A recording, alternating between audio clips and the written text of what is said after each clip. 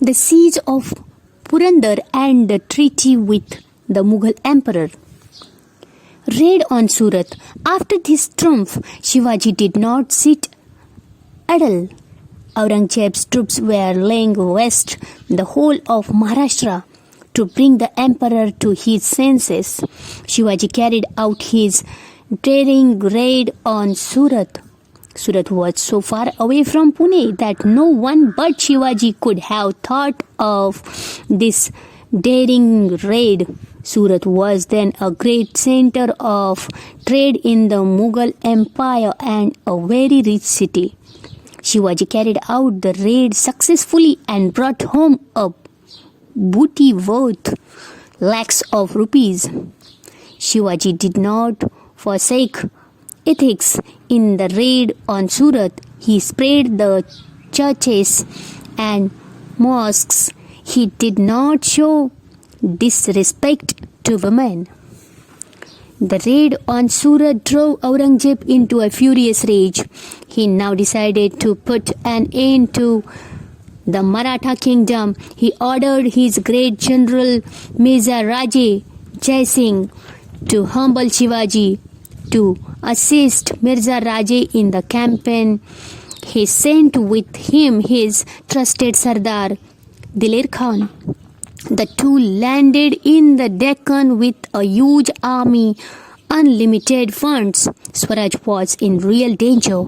Immediately after his return from the expedition of Surat in 1664 AD, Shivaji Maharaj heard a sad news. Shivaji Raje had suffered an accidental death while on a hunt. Shivaji and Jijabai were greatly grieved. Holding his mother close to his bosom, Shivaji Maharaj consoled her. Siege of Purandar by the Mughal army. Purandar was one of the Shivaji's big and strong forts. Diler Khan knew that Shivaji could not be defeated as long as he was the master of Purandar. He therefore laid siege to this powerful fort. He had a huge army under his command. Murarbaji was in charge of the fort. He was a determined fighter who would not easily yield to threats. He was also supported by brave troops. With their help, Murarbaji decided to defend the fort. Diler Khan's guns went into action. 50 cannonballs began to drop on the fort. Murarbaji and his brave men held on. The first bastion on the Machi collapsed under gunfire. Diler Khan's troops captured the lower fort. The Marathas withdrew to the upper fort and continued to fight. Diler Khan was watching the battle from his camp, furious with rage. Murarbaji decided to attack the Mughal troops with a select contingent of 500 men. He opened the gates of the upper fort, shouting their war cry. Har Har Mahadev! The marvels fell on the Mughal troops. After a fierce battle which lasted for a short time, the Marathas routed the huge Mughal army which fled towards Diler Khan's camp. Murarbaji followed them in hot pursuit. With his troops, he entered the camp of Diler Khan and wrought havoc there. The enemy troops were in flight and the Marathas in pursuit. Cries and shouts filled the whole camp. In a great hurry, Diler Khan mounted his elephant and looked ahead. There was Murarbaji hacking the soldiers to pieces.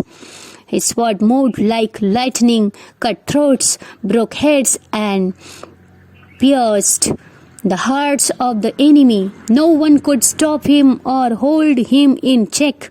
Diler Khan watched in admiration his great deeds of bravery, Murarbaji's incomparable valor. Seeing Dilir Khan, Murarbaji asked his troops to attack in full force and himself advanced towards Dilir Khan. Whoever tried to obstruct him was cut to pieces. The Mughal troops at last surrounded Murarbaji on all sides. Just then, Dilir Khan shouted, "Wait! Hold back your swords!" The Mughal troops halted and moved back a little. Then Dilir Khan addressed Murarbaji, "Until now I have not seen a swordsman like you. You come over to our side. I promise you complete safely. The emperor will make you a sardar and reward you with a jagir." His eyes red with anger, Murarbaji said in return, "We are the loyal servants of Shivaji Maharaj who wants to buy safety from you. Why should we come over to your side? And who wants your emperor's jagir?" He then moved forward in the direction of Dilir Khan and again started attacking his soldiers. Dilir Khan, who was seated in the huddah on the elephant's back, released an arrow which pierced Murarbaji's neck.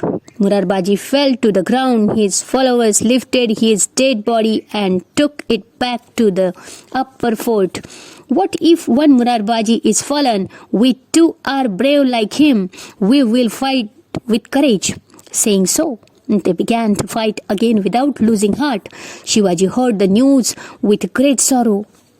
He knew that he could hold each one of his forts against the Mughal army for at least more than a year, but he was unwilling to do so at the cost of his men when would die in the attempt. Treaty of Purandar. Now, Treaty of Purandar, what could be done? He was not strong enough to fight the powerful Mughals. All his political skill was also of no avail. There was only one thing he could do. He decided on a temporary withdrawal from the fight.